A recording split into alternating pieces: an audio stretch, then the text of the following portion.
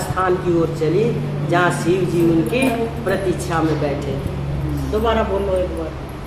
फिर वे बारंबार श्री रामचंद्र जी के चरणों में प्रणाम करके उस स्थान की ओर चली जहाँ शिव जी उनकी प्रतीक्षा में बैठे थे।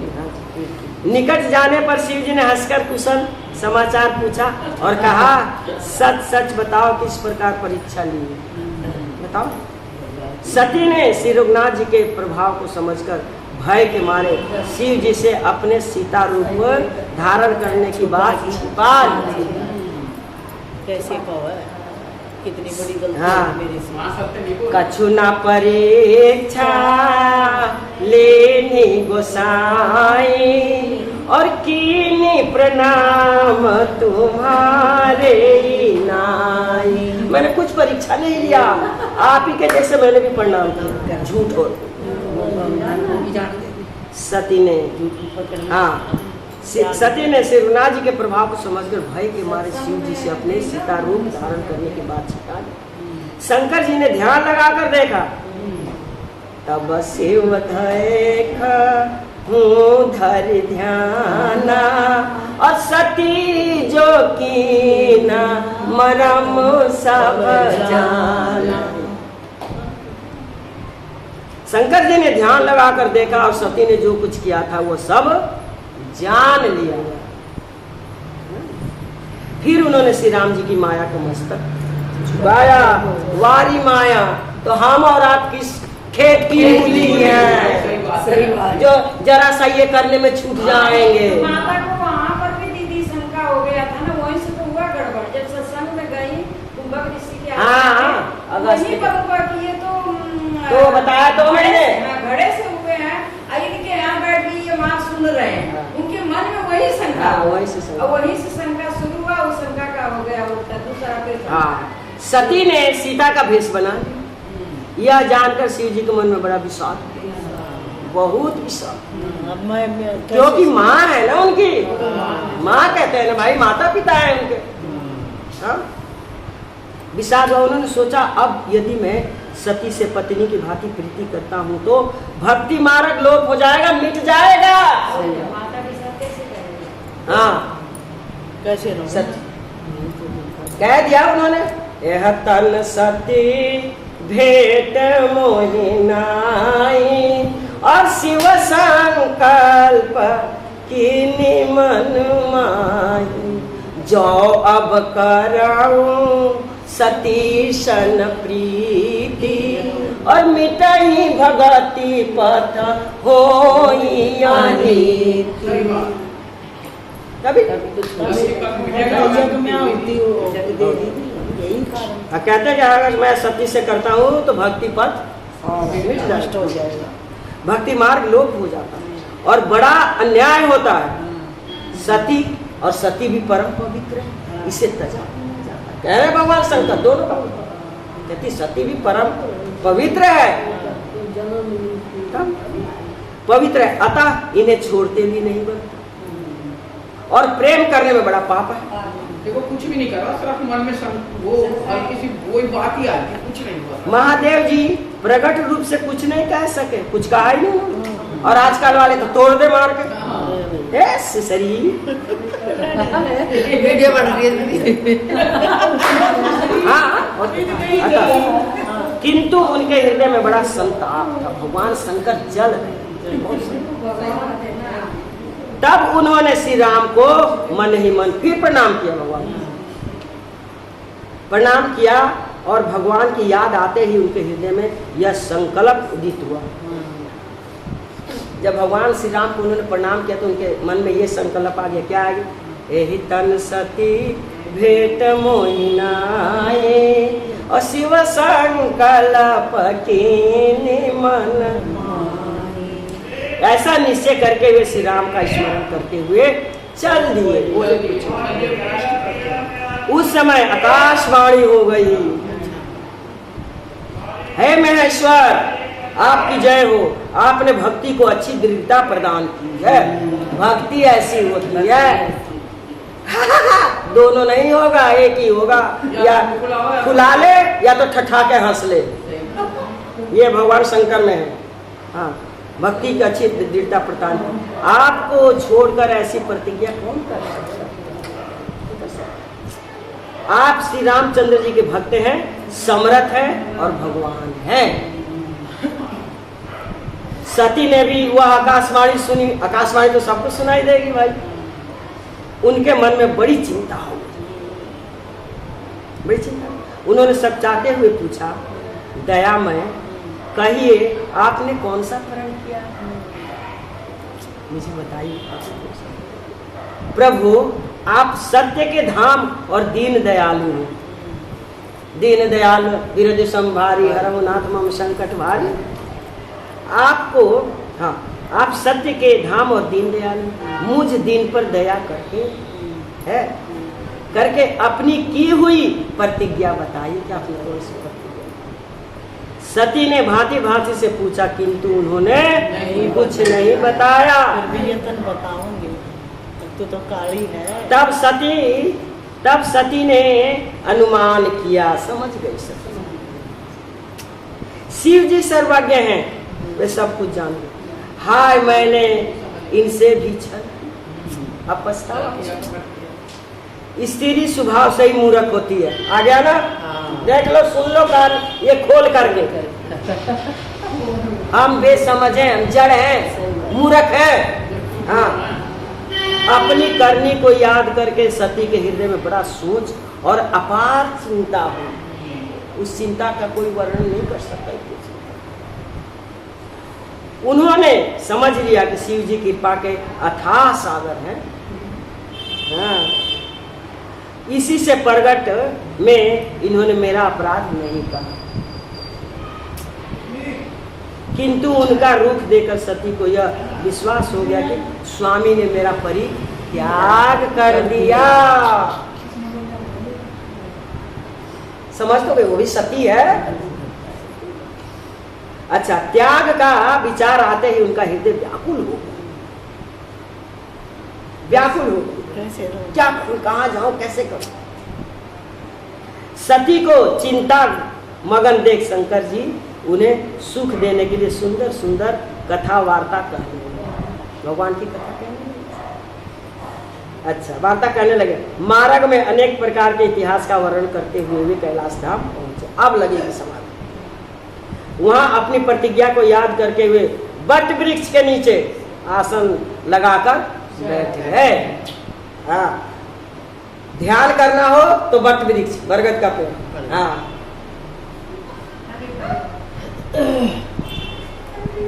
वार्ता करने लगे मार्ग में। अपने सहज स्वरूप का स्मरण किया। किसने? भगवान शंकर। समाधि वाला स्वरूप का स्मरण किया, याद किया। आओ, और अखंड समाधि लग गई। सती जी कैलाश पर रहकर एकाकी जीवन व्यतीत करने लगे। अकेली 87,000 बरस, कितने सालों नहीं? रामायण प्रमाण है इसका। 87,000 बरस समाधि थी भगवान शंकर की। तब खोली थी समाधि, तक बैठी करने लगी। उनके मन में बड़ा दुख था। बिना बैठे एक एक दिन एक एक युग के समान बीत रहा। और इस दुख समुद्र से पार होने का कोई उपाय नहीं। कैसे मैं पार हूँ? क्योंकि माँ सती है भाई, भवानी है वो। इस प्रकार कुमारी पैरों पे कुल्हाड़ी मार ली। सती के दारुण दुख की कोई सीमा नहीं थी कि कितना उनको दुख है। वे रात दिन चिंता की आग में झुलस रही थी। इस अवस्था में पड़े पड़े उनके 87,000 वर्ष बीत गए। इतने दिनों बाद शिव की समाधि वे स्पष्ट वाणी में राम राम का उच्चारण उल्टे ही करने लगे। तब सती ने जाना कि जगदीश्वर शिव समाधि से जगे। उन्होंने जाकर शंकर जी के चरणों में प्रणाम किया। शिव जी ने उनको बैठने के लिए सामने आसन दिया। बाएं आंग में नहीं बिठाया, सामने बिठाया, सामने आसन दिया और श्री हरि की रसमयी कथाएं सुना। इस प्रकार दयालु महेश्वर ने सती के संतप्त हृदय को कुछ शीतल किया, कुछ ठंडी हुई कि चलो अब बोले हैं, जिससे उनके दुख का आयोग बहुत कम हो गया। किसका? सती भवानी का, माँ का। इसी बीच में सती के पिता दक्ष प्रजापति के पद पर अभिषिक्त हुए। अब दक्ष प्रजापति अब पैदा हुआ और उसको पूरे उसका राज मिल गया, अब करेगा। यह महान अधिकार पाकर दक्ष के हृदय में बड़ा भारी अभिमान पैदा हो गया। जिसे प्रभुता पाकर मद न हो, उन्होंने ब्रह्मनिष्ठ महात्माओं को, जिनमें शंकर जी भी थे, जिसको उन्होंने सबको बुलाया था, शंकर जी भी थे, उपेक्षा की सृष्टि से देखना आरंभ किया। किसने? राजा दक्ष ने। हाँ, शंकर जी पर उनके रोष का कुछ विशेष कारण, क्रोध का कुछ विशेष कारण। वे उनके तत्व से बिल्कुल अनभिज्ञ थे। वो उनके तत्व से बिल्कुल ये नहीं जानते थे कि वो क्या चीज है। सती के विवाह के कुछ ही समय बाद एक बार प्रजापतियों ने यज्ञ का आयोजन किया था। उसमें बड़े बड़े ऋषि देवता मुनि और अगिन देव, हाँ, अगिन आदि भी अपने अनुयायियों सहित उपस्थित हुए थे। ब्रह्मा और शिव जी भी उस सभा में विराजमान थे। अच्छा, उसी से मैं दक्ष भी वहां पधारा, सभा जुड़ी थी उसमें। सभी सभासद उनके स्वागत में उठकर खड़े हो गए। किसके? दक्ष के। केवल ब्रह्मा जी और महादेव जी अपने स्थान पर बैठे रहे। ब्रह्मा जी तो दक्ष के पिता ही थे, तो क्यों उठते भाई, है ना? अतः दक्ष ने झुककर उनके चरणों में प्रणाम किया और मुझे प्रणाम नहीं किया, किंतु शंकर जी का बैठे रहना उनको बहुत बुरा लगा। उन्हें इस बात के लिए खेद था कि शंकर ने उठकर मुझे प्रणाम क्यों नहीं किया। हाँ, अतः उन्होंने भरी सभा में उनकी बड़ी निंदा, कठोर वचन सुनाए और श्राप तक दे डाला। श्राप दे दिया। भगवान शंकर चुपचाप चले, वो बोले ही नहीं। उन्होंने उनकी बात का कुछ भी उत्तर नहीं दिया। इतने पर भी दक्ष का रोष उनके प्रति शांत नहीं हुआ था। समझ रहा है ना? वे शिव से संबंध रखने वाले प्रत्येक व्यक्ति से देश रखने वाले, जो भी भगवान शंकर का से पुजारी था, प्यार करता था, उससे भी वो करने लगा, देश रखने लगा। यहाँ तक कि अपनी पुत्री सती के प्रति भी उनका भाव अच्छा नहीं था। प्रजापतियों के नायक बन जाने पर उनको वैर साधन का अच्छा अवसर मिला। बताओ, पहले तो उन्होंने वाजपेयी यज्ञ किया, ये यज्ञ का नाम है वाजपेयी यज्ञ, और उसमें शंकर जी को भाग नहीं लेने। उसके बाद पुनः बड़े समारोह के साथ बृहस्पति सव नामक यज्ञ किया, हाँ, उसमें आयोजन किया। इस उत्सव में प्राय सभी ब्रह्म ऋषि, देव ऋषि, पितर देवता और उप देवता आदि आमंत्रित। शंकर जी वहां भी नहीं। सब ने अपनी अपनी पत्नी के साथ जाकर यज्ञ उत्सव में भाग लिया, सब, और स्वसित वाचन किया, स्वास्थ्य वाचन। हाँ, केवल ब्रह्मा और विष्णु कुछ सोचकर उस यज्ञ में सम्मिलित नहीं हुए थे। सती ने देखा कैलाश शिखर के ऊपर से आकाश मार्ग से विमानों की श्रेणियां चली जा रही। उसमें देवता दक्ष, यक्ष, गंधर्व, सिद्ध, विद्याधर, किन्नर आदि बैठे। उनके साथ उनकी स्त्रियां भी, जो चमकीले कुंडल, हार तथा विविध रतनमय आभूषण पहने भली भांति सज धज कर गीत गाती हुई जा रही। सती ने पूछा, भगवान ये सब क्या है, ये लोग कहाँ जा रहे हैं? भगवान शिव जी ने मुस्कुराते हुए कहा, तुम्हारे पिता के यहाँ बड़ा भारी यज्ञ, यदि उसी में ये लोग निमंत्रित हैं। पिता के यज्ञ की बात सुनकर सती को कुछ खुशी हुई, हर्ष हुई। उन्होंने सोचा, यदि स्वामी की आज्ञा हो तो यज्ञ के ही बहाने कुछ दिन वहीं चलकर रह लो, कुछ तो हो जाएगा। यह विचार कर वे भय, संकोच और प्रेम रस में सनी हुई बाड़ी में देव पिताजी के गए इस अवसर पर ना पिता के घर यज्ञ हो रहा है तो उसमें मेरी अन्य बहनें भी अवश्य पधारें। माता और पिता से मिले मुझे युग बीत गए। इस अवसर पर आपकी आज्ञा हो तो आप और मैं दोनों वहाँ चले। यज्ञ का उत्सव भी देखेंगे और सबसे भेंट मुलाकात भी होगी। प्रभु यह ठीक है कि उन्होंने निमंत्रण नहीं दिया, अतः वहाँ जाना ठीक नहीं है। तथापि पति, गुरु और माता पिता आदि सुहृदों के यहाँ बिना बुलाए भी जाना चाहिए, बिना बुलाए भी जाना चाहिए। संभव है हाँ जाना ठीक नहीं। तथापि पति, गुरु और माता पिता आदि सुहृदों के यहाँ बिना बुलाए भी जाना चाहिए। संभव है भीड़ भाड़ में निमंत्रण देना भूल गए, अथवा देने पर भी यहाँ पहुँच न पाया। अगर भेज भी दिया होगा तो हो सकता रहा हो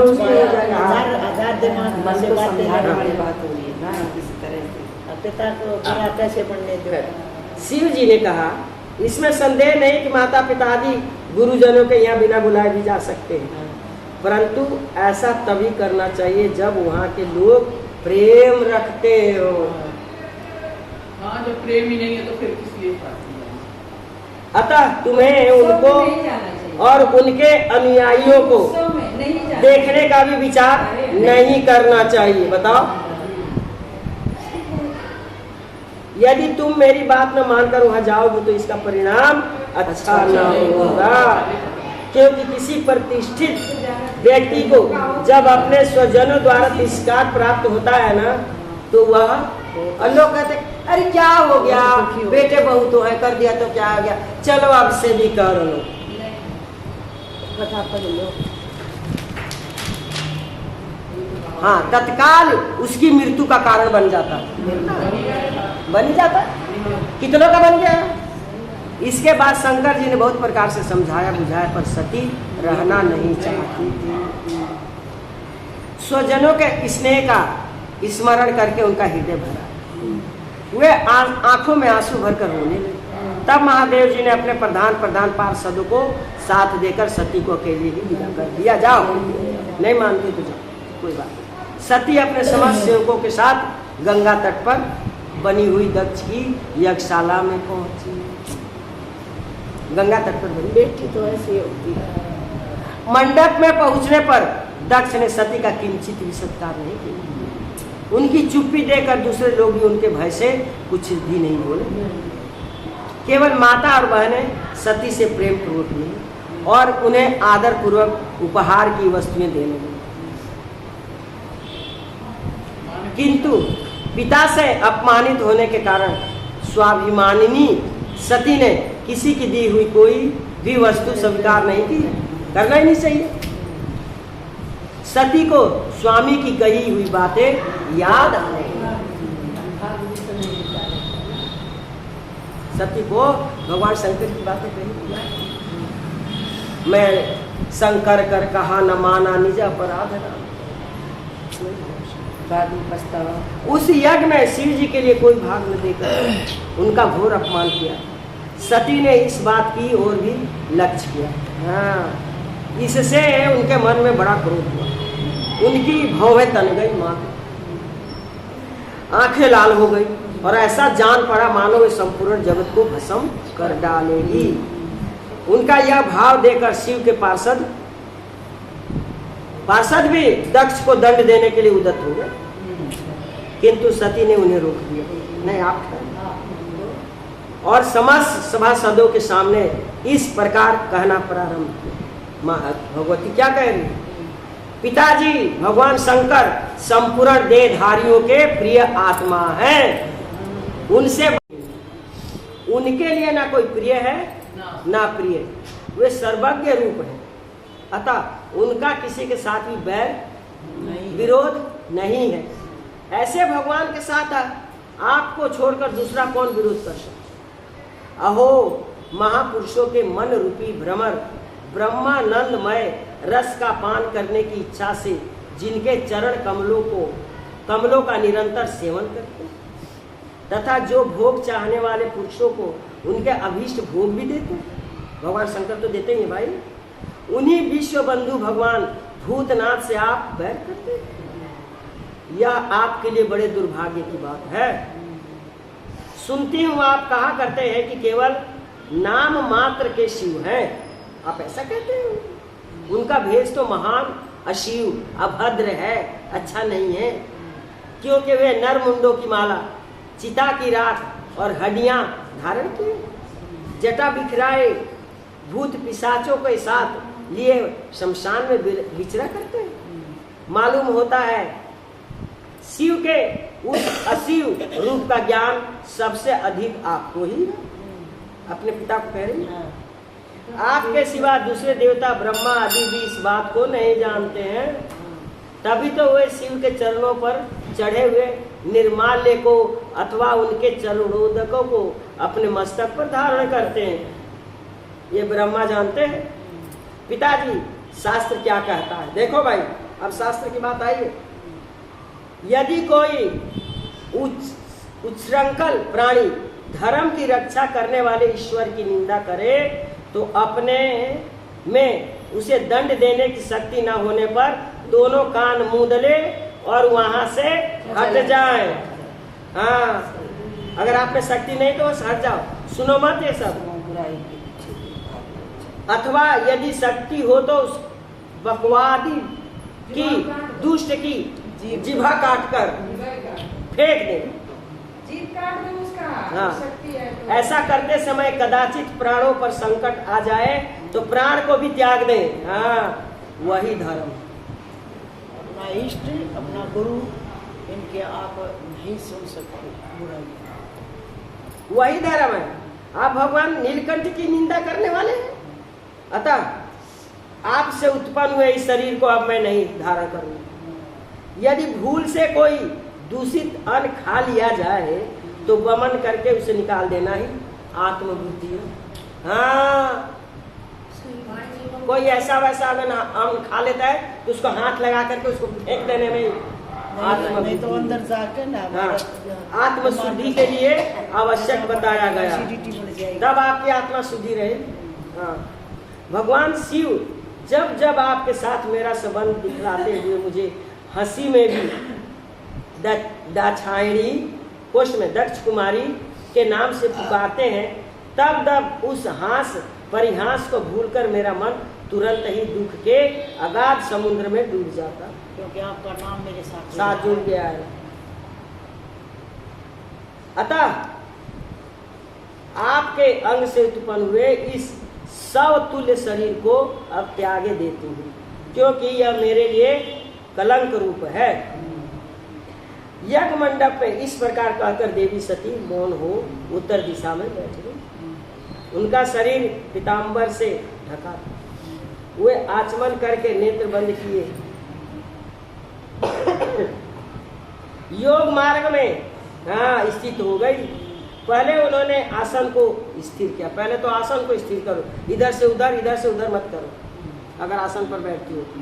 फिर प्राण और अपान वायु को एक रूप करके नाभि चक्र में स्थापित किया।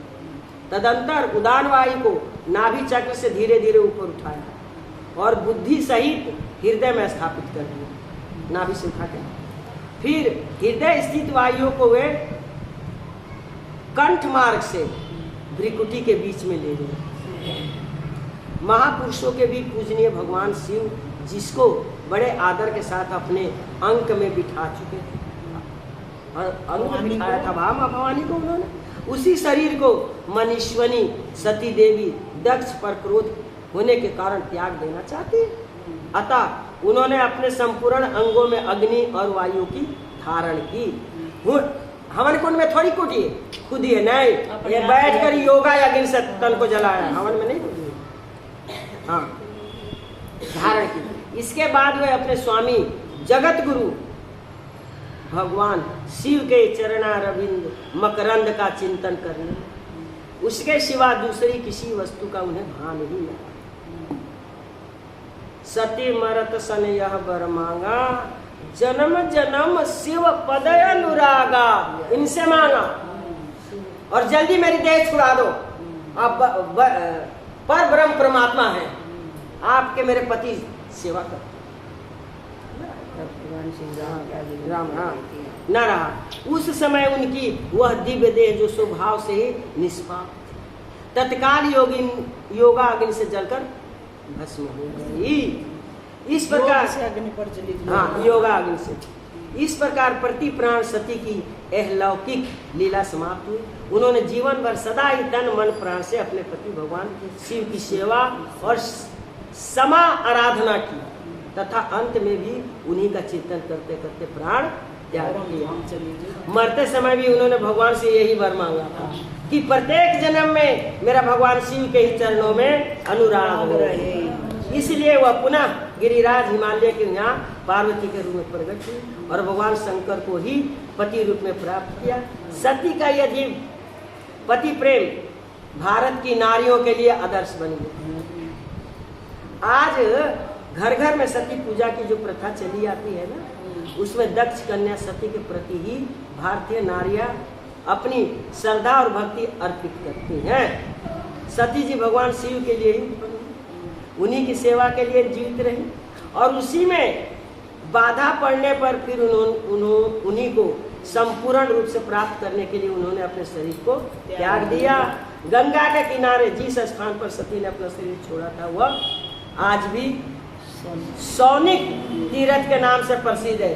पहली कथा वही हुई थी ना भागवत, हाँ, गंगा के तट पर नैमिषारण्य में श्री मदाल साजी की वही का है सौनिक तीर्थ। हाँ, यही है, वहीं पर है सौनिक तीर्थ जहाँ पर माँ सती ने शरीर त्यागा।